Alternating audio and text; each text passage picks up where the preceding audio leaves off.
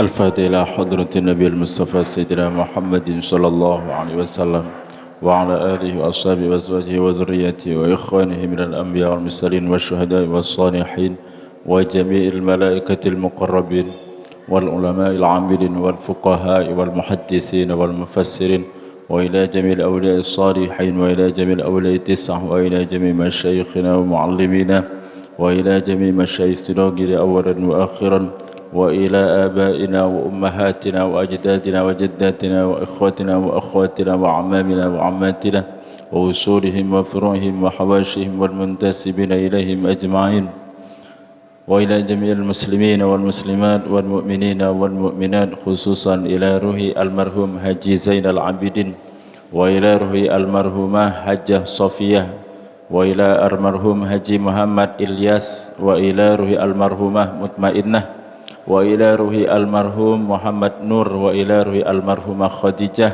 وإلى روح المرحوم محمد حسن وإلى روح المرحوم محمد صديق وإلى روح المرحومة رضية وإلى المرحومة حجة رقية وإلى روح المرحوم خير اليتيم وإلى روح المرحوم رزقي Krismawan wa ila ruhi almarhum Sukirno wa ila ruhi almarhumah Marlikah wa ila ruhi almarhumah Eka Yuliana wa ila ruhi almarhumah Siswanti wa ila ruhi almarhumah Ningsih wafarallahu dhunubahum wa taqabbalallahu a'malahum wa usulihim wa furuhim wa hawashihim wal muntasibina ilaihim ajma'in lahumul Fatihah. أعوذ بالله من الشيطان الرجيم بسم الله الرحمن الرحيم الحمد لله رب العالمين الرحمن الرحيم مالك يوم الدين إياك نعبد وإياك نستعين اهدنا الصراط المستقيم صراط الذين أنعمت عليهم غير المغضوب عليهم ولا الضالين آمين السلام عليكم ورحمة الله وبركاته. Bismillah, alhamdulillah, wassalatu wassalamu ala rasulillah wa ala alihi wa sahbihi wa mawalah, la hawla wa la quwwata illa billah. Subhanaka la ilma lana illa ma 'allamtana innaka antal alimul hakim. Rabbi shrah li sadri wa yassir li amri wahlul 'uqdatam min lisani yafqahu qawli. Amma ba'du, yang kami hormati segenap pengurus Masjid Al-Falah dan juga hadirin hadirat yang berkesempatan hadir ataupun yang belum bisa hadir di tempat ini. Alhamdulillah, puji syukur kehadiran Allah Subhanahu wa taala.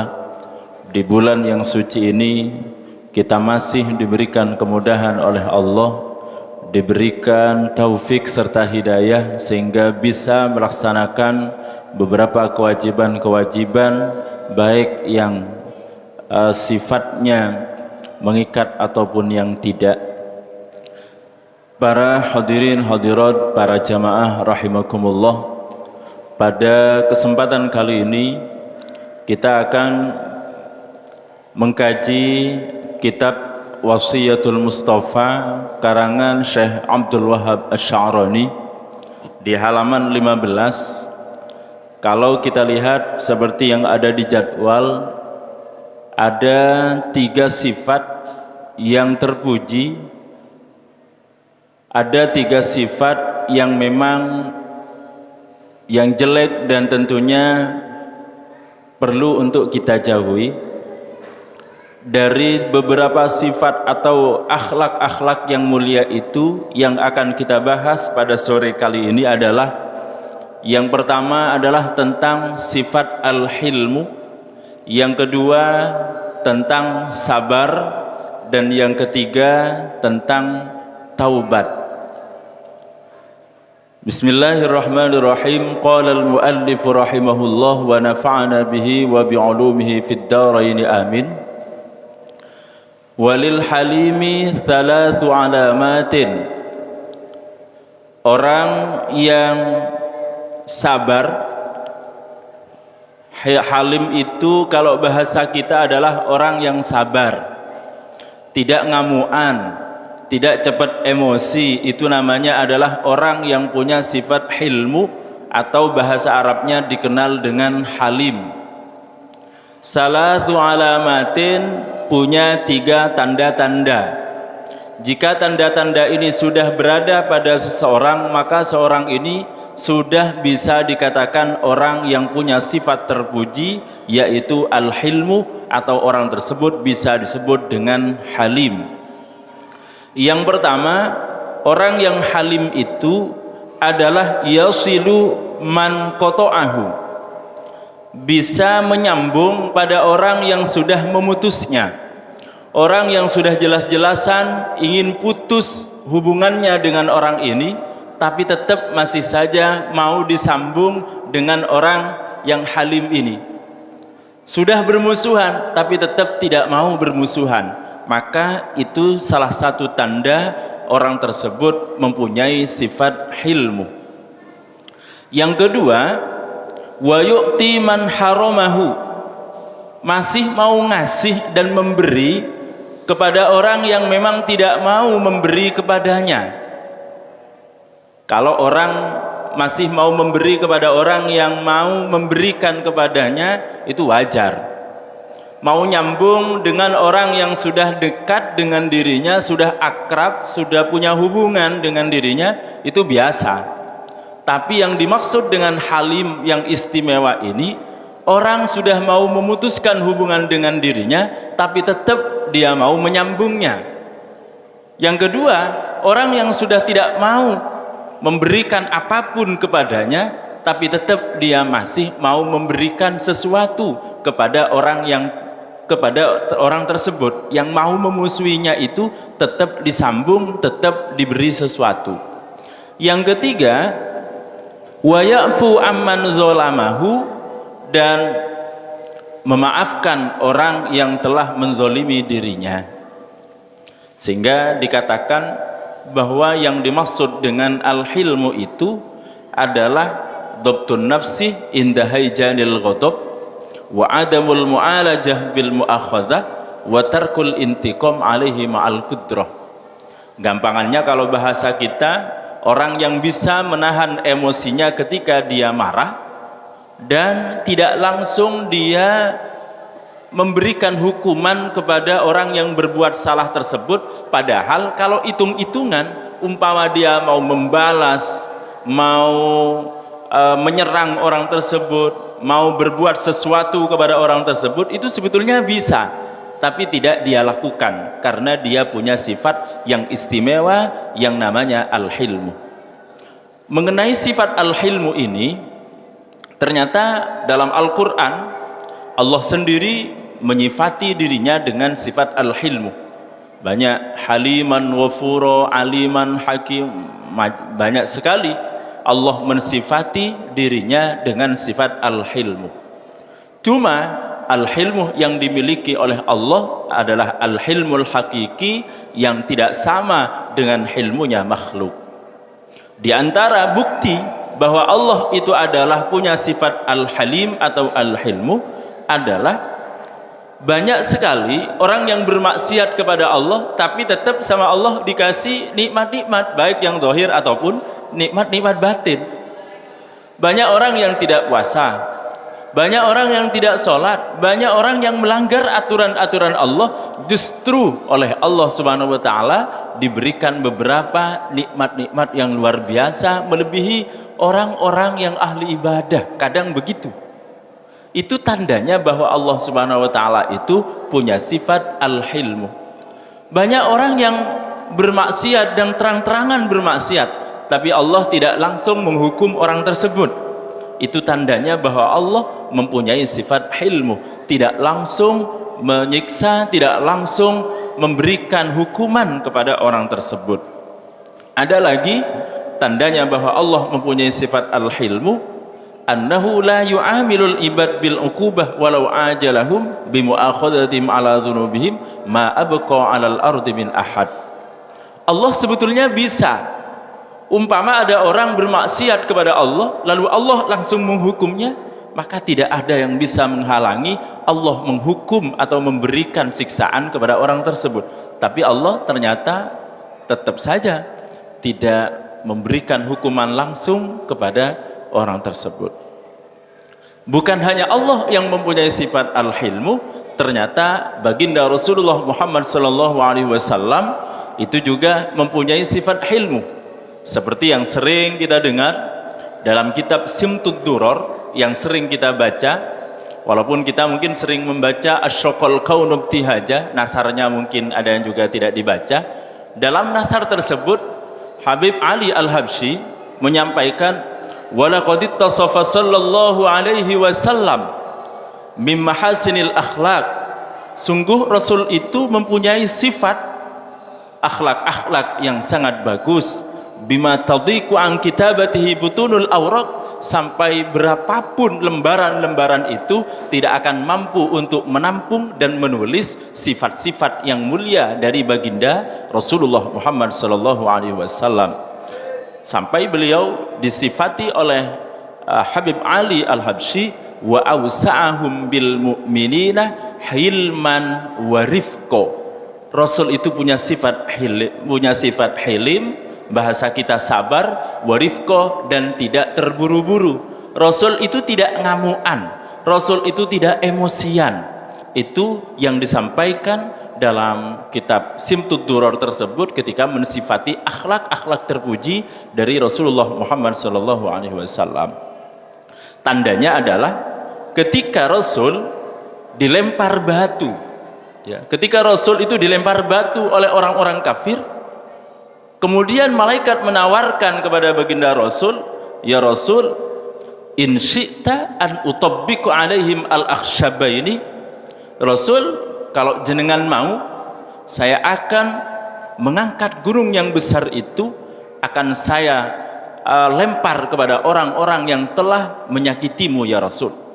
Apa jawaban Rasulullah? Faqala Nabi, bal arju ay yukhrijallahu min aslabihim may ya'budullaha wahdahu la yusyriku bihi syai'an. Jangan lempar mereka nanti mati semua. Yang saya harapkan adalah dari mereka yang seperti ini Allah akan memunculkan keturunan-keturunan yang nantinya akan menyembah Allah dan tidak menyekutukan Allah. Kalau kita kira-kira, kalau kita disakiti oleh orang, kemudian ada yang menawarkan jasa untuk membalas mereka, apalagi kita sampai parah seperti yang dialami oleh Rasul, kira-kira, ya Rasul, yon ceben apa punten ya Rasul, oncep ada, kan begitu. Tapi Rasul tidak, biarkan mereka, barangkali dari mereka tumbuh keturunan-keturunan yang bisa masuk Islam, menyembah Allah dan tidak menyekutukan Allah sama sekali. Itu salah satu tanda bahwa Rasul itu punya sifat hilim.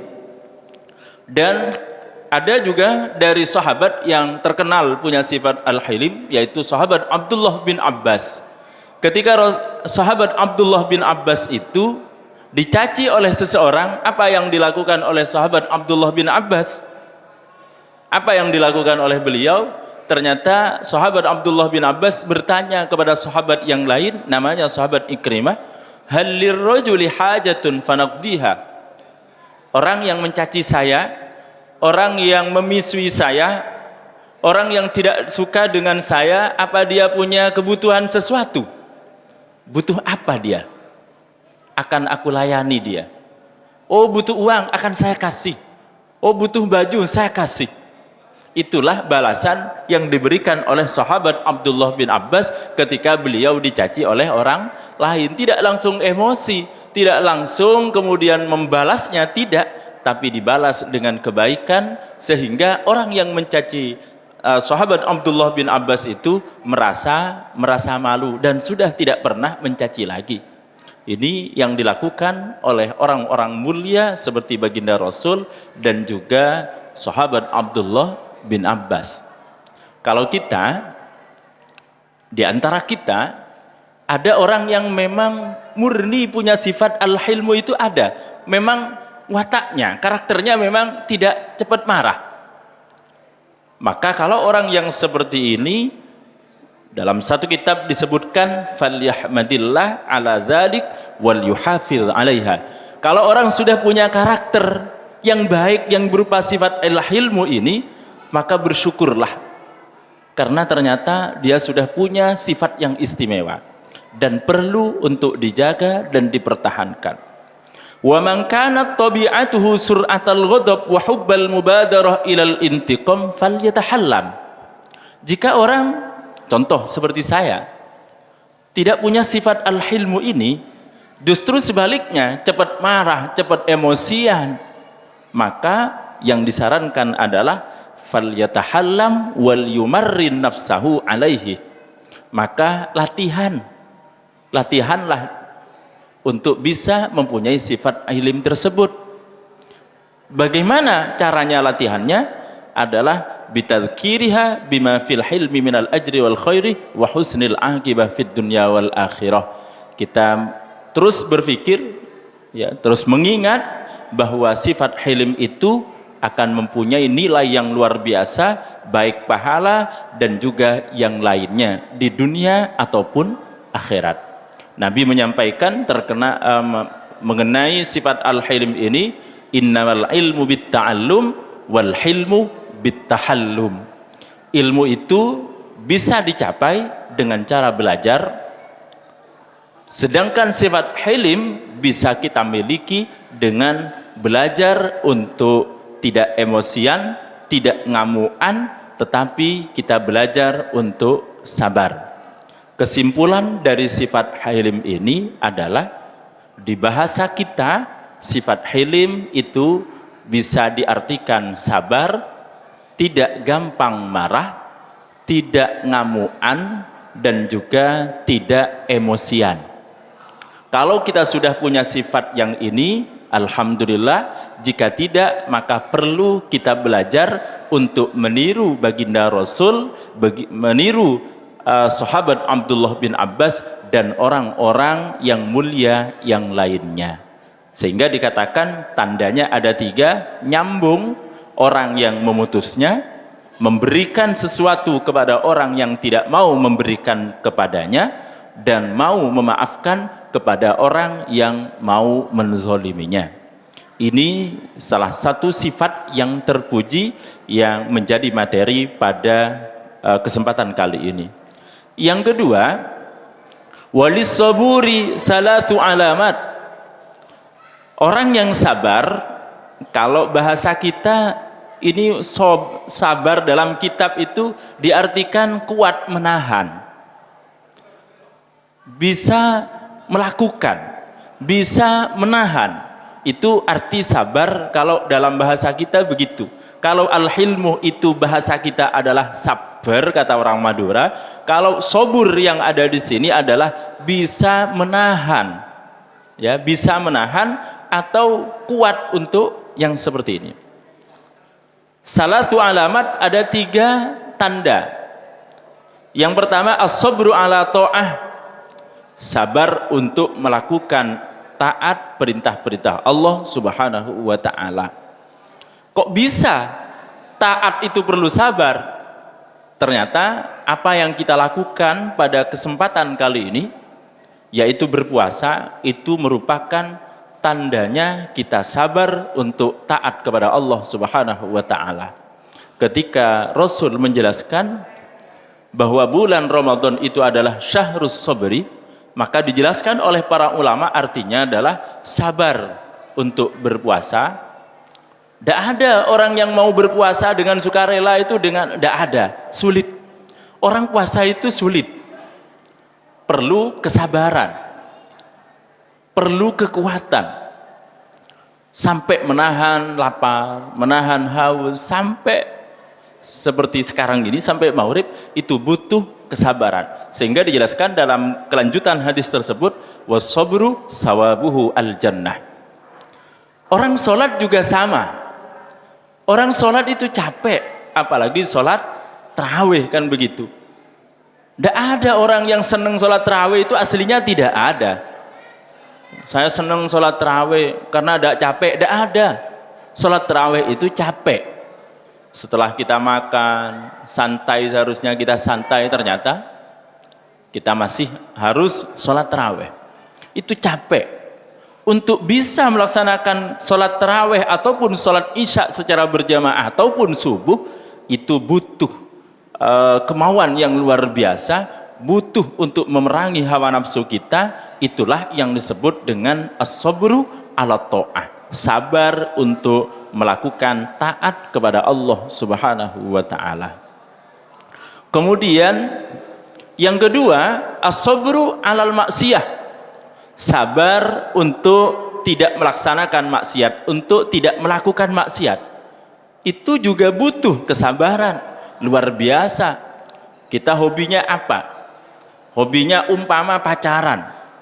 Untuk tidak pacaran ini butuh kesungguhan, butuh kekuatan yang luar biasa untuk menghindarinya. Itulah yang dimaksud dengan as-sabru anil maksiyah. Bagaimana caranya agar kita sabar untuk tidak melakukan kemaksiatan? Ulama mengatakan diantaranya adalah harus kita melihat akibat dari apa yang kita lakukan. Contoh, sabar untuk tidak berzina. Agar kuat untuk tidak berzina, apa yang harus dilakukan? Harus melihat akibatnya. Oh, kalau saya zina, yang pertama nanti saya akan dimarahi oleh orang tua saya, dan yang pasti nanti akan dimarahi oleh orang tua cewek saya, kan begitu. Dan yang pasti juga nanti akan menjadi aib keluarga. Hamil, nanti kalau hamil juga bagaimana? Harus dipikir seperti itu. Dan pastinya akibat yang luar biasa nanti di akhirat itu juga ashalu minal wuqu' fi narin hamiyah, itu nanti kita akan menanggung dosa dari apa yang kita lakukan. Belum nanti ternyata ketika lahir, semuanya harus dipikirkan biar kita tidak melakukan maksiat kepada Allah Subhanahu wa ta'ala. Itulah gambaran dari as-sabru alal maksiyah. Yang ketiga, as-sabru ala aqdarillah. Kalau di kitab ini sabar ala qada'illah, sabar untuk menerima qada' atau kepastian dari Allah Subhanahu wa ta'ala. Tentu yang dimaksud qada' ini yang tidak enak. Kalau yang enak tidak perlu sabar, kan begitu. Sudah dikasih ini, nggak perlu sabar, tinggal kita bersyukur. Kalau qada'nya Allah, apa yang diberikan oleh Allah kepada kita itu enak, maka bukan sabar namanya. Tidak perlu sabar, tetapi perlu untuk bersyukur. Tetapi ketika sesuatu yang diberikan oleh Allah kepada kita itu tidak nyaman, maka disitulah yang dimaksud dengan sabar untuk menerima kepastian dari Allah Subhanahu wa ta'ala. Bagaimana ketika kita mendapatkan ujian dari Allah? Lisan kita harus dijaga, hati kita harus dijaga, jangan sampai kita ngomel-ngomel, kemudian juga melakukan sesuatu yang diharamkan, sampai dikatakan laisa minna man latamal khudud. Ketika ada orang kena musibah, kemudian dia ngamuk-ngamuk pipinya sendiri, ya, pipinya sendiri ditampar, wasyaqqal juyub, dan juga bajunya dirobek-robek karena tidak kuat menahan musibah yang diberikan oleh Allah kepada dirinya. Tidak seperti itu. Berarti kalau masih demikian, berarti orang tersebut belum dikatakan sabar untuk menerima qada dari Allah Subhanahu wa ta'ala. Yang paling mudah untuk bisa sabar seperti itu adalah tentang iman. Dia harus iman bahwa semuanya adalah atas kehendak Allah Subhanahu wa ta'ala, dan juga harus juga ingat bahwa nikmat yang telah diberikan oleh Allah kepada kita jauh lebih banyak daripada musibah yang diberikan oleh Allah kepada kita. Kan ada juga dalam kitab hikam itu, wal yukhaffif alamal bala'i minka ilmuka bi annahu huwal mun'im, kan begitu. Kurang lebihnya demikian. Biar kita tidak terlalu larut-larut dalam musibah ataupun sesuatu yang tidak nyaman, hendaklah kita ingat bahwa yang ngasih musibah, Yang ngasih semuanya itu juga yang ngasih kenikmatan kepada kita. Yang ngambil ini dari kita, kita kehilangan apa? Kehilangan uang umpama 100.000, jangan terlalu susah, karena yang mentakdirkan kita kehilangan itu juga, itulah yang juga memberikan kita uang yang lebih banyak. Yang ngasih kapan hari 1 juta itu juga siapa? Allah.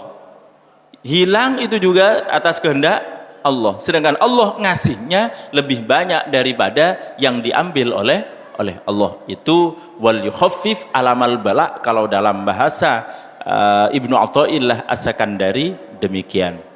Kemudian yang ketiga adalah taubat. Walittaibi thalathu ya Ali, walittaibi salatu alamatin. Orang yang bertaubat itu ada 3 tanda. Yang pertama, menghindari sesuatu yang diharamkan oleh Allah, itu baru dia dikatakan bertaubat. Yang kedua, wal hirsu ala talabil ilmi, dia semangat sekali untuk mencari ilmu. Dan yang ketiga adalah tidak mau mengulangi dosa, wala ya'udu lidzambi, dia tidak mau mengulangi dosa yang sama, kama la ya'udul halibu liddor'i, sebagaimana susu itu tidak akan kembali kepada tempat susunya, kan begitu. Dari ketiga tanda ini yang menarik saya tadi yang nomor 2 justru al-hirsu ala talabil ilmi, semangat untuk mencari ilmu. Apa hubungannya dengan taubat? Saya mikir dari pagi itu, mikir apa hubungannya. Kalau contoh yang pertama, ijtinabul haram, orang yang bertaubat itu tandanya adalah menghindari sesuatu yang diharamkan, pantas, karena memang dia ingin lebih baik dari sebelum-sebelumnya, tidak mengulangi dosa-dosa yang dilakukannya, bisa dosa yang sama ataupun dosa yang lainnya. Ini pantas. Juga disebutkan dalam beberapa kitab seperti Riyadhus Shalihin, Dalilul Falihin, dan kitab-kitab yang lain, persyaratan orang bertaubat itu diantaranya adalah al-iqla, tidak melakukan dosa itu, wal azmu ala alla ya'uda, dan berniat tidak ingin mengulangi dosa-dosa yang ia lakukan. Yang agak aneh memang yang kedua, wal hirsu ala talabil ilmi, semangat untuk mencari ilmu. Apa hubungannya dengan taubat? Ternyata para jamaah rahimakumullah, dikarenakan ilmu itu adalah cahaya, sedangkan kebodohan adalah kegelapan. Dan yang paling penting, orang itu kadang melakukan dosa karena tidak tahu bahwa itu dosa, atau tidak tahu bagaimana cara menghindari dosa tersebut, akhirnya dia melakukan dosa. Contoh, orang itu melakukan dosa karena memang tidak tahu cara menghindarinya seperti apa. Contoh begini, kita duduk-duduk bersama, ngobrol setelah tadarus, setelah taraweh, ternyata secara tidak sengaja kita terjebak untuk ngomong kejelekan orang. Iya itu udah pernah taraweh itu, males lah, karena males macam-macam. Kita sebetulnya tidak mau untuk melakukan pasaan setia. Hari ini kan bulan puasa, tidak boleh ngerasani seperti itu, khususnya bulan puasa. Bukan hanya di bulan puasa saja, yang lain sama. Cuma kalau di bulan puasa eman, nanti puasanya zong, tanpa pahala. Sebetulnya kita mau untuk menghindari itu, cuma tidak tahu caranya. Akhirnya bagaimana? Kita tetap mendengarkan saja, tetap asik mendengarkan obrolan tentang kejelekan orang. Kenapa kok kita asik? Tidak tahu cara menghindarinya. Kita tidak tahu bagaimana kira-kira menghindarinya. Itu karena kita tidak tahu ilmunya. Padahal sebetulnya kita bisa untuk menghindarinya kalau kita tahu ilmunya. Tapi tetap saja kita diam, malah dia berhujjah begini, kan saya tidak ngomongi, cuma mendengarkan saja. Kan bukan saya yang ngomongi kejelekannya, saya cuma mendengarkan saja. Kita lupa bahwa al-mustami syarikul qail, bahwa orang yang mendengarkan itu sama dengan orang yang mengatakan kejelekan-kejelekan orang lain. Kita langsung punya hujah, wah saya tidak ikut membicarakan kejelekannya, saya diam saja, saya cuma mendengarkan saja. Ini timbul, dia merasa tidak berdosa. Kenapa kok dia merasa tidak berdosa? Karena dia tidak tahu ilmunya, bahwa al-mustami syarikul qail, dan tidak tahu cara menghindarinya, padahal bisa. Di antaranya yang disampaikan oleh Imam Al-Ghazali dalam kitab Ihya, jika ada orang membicarakan kejelekan orang lain, maka di stop. Semisal pasaan kena, tak usah ngomongin orang. Kalau kita berani, kalau kita tidak berani, dialihkan pembicaraan yang tidak baik itu, dialihkan kepada yang lain. Semisal setelah darusan kita ngomongin kejelekan orang, kita ngomongin begini, contoh, besok kira-kira ada yang bawa konsumsi apa ini kira-kira, contoh kecil itu, biar tidak berlanjut ngomongi kejelekan orang lain. Besok kira-kira siapa yang traktir? Kamu ya yang traktir. Mengalihkan topik pembicaraan kepada pembicaraan yang lain yang tidak berkaitan dengan omongan yang tidak baik tersebut. Ini bisa dilakukan kalau tahu ilmunya. Oleh karena itu, di sini dijelaskan bahwa 3 tandanya taubat adalah diantaranya al-hirsu ala tolabil ilmi. Dia bersemangat untuk mencari ilmu. 3 hal itulah yang dianjurkan oleh Nabi melalui sabdanya kepada Sayyidina Ali karramallahu wajhah, yaitu yang pertama tentang al-hilmu atau sabar, tidak cepat marah, tidak cepat emosi, tidak segera membalas ketika dijahati oleh orang lain. Yang kedua tentang sabar, yang ketiga tentang taubat. Berikutnya, karena sesuai jadwal itu sampai walil muroi, faslun fi alamati syirki. Fasal selanjutnya akan menjelaskan tentang 3 tanda-tanda syirik. Qala alaihi salatu wassalam, Nabi bersabda, ya Aliyu, wahai Ali, lil kafiri salatu alamatin. Orang kafir itu punya 3 tanda. Yang pertama adalah asyakku fillah, ragu-ragu tentang Allah, ragu-ragu tentang adanya Allah, ragu-ragu tentang kekuasaan Allah dan hal-hal yang lain yang berkaitan dengan Allah yang seharusnya ia yakini, tapi dia tidak bisa meyakini hal-hal tersebut. Yang kedua, wal budu fi ibadillah, ya, tidak senang dengan hamba-hamba Allah yang rajin beribadah kepada Allah Subhanahu wa taala. Yang ketiga adalah wal ghaflah an taatillah, dia lalai untuk taat kepada Allah Subhanahu wa taala. Sehingga orang yang keseringan lalai untuk mengingat Allah, keseringan lalai untuk taat kepada Allah, akhirnya oleh Allah fa'ansahum, maka Allah akan fa'ansahum anfusahum, maka Allah akan membuat orang tersebut lupa kepada dirinya. Lalai tidak ingat kepada Allah, lalai tidak bersyukur atas nikmat yang diberikan oleh Allah, lalai sehingga dia tidak beribadah kepada Allah, maka efeknya adalah fa'ansahum anfusahum, kata Allah, Allah akan menjadikan orang tersebut lalai kepada dirinya. Kalau sudah lalai kepada dirinya sendiri, maka ini luar biasa. Dia tidak akan tahu bagaimana caranya kembali kepada Allah. Dia tidak akan tahu bagaimana caranya mensyukuri nikmat-nikmat Allah. Maka dia akan lupa apa yang akan manfaat kepada dirinya di dunia, lebih-lebih yang akan bermanfaat kepada dirinya nanti di akhirat. Saya lanjutkan karena waktunya mepet. Ya Ali, walil munafiqi 3 alamatin, idza haddasa kadzaba, wa idza wa'ada akhlafa, wa idza tumina khana, wa la tanfihi mau'izatun. Orang munafik itu punya 3 tanda, walaupun dalam hadis lain sampai ada 4, tapi di sini biasanya memang disebutkan semuanya ada 3. Tidak menutup kemungkinan ini juga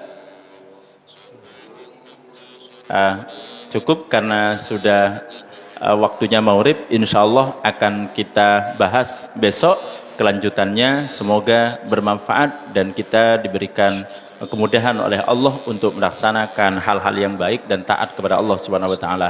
Hadanallah wa waffaqanallah wa iyyakum ajma'in. Assalamualaikum warahmatullahi wabarakatuh.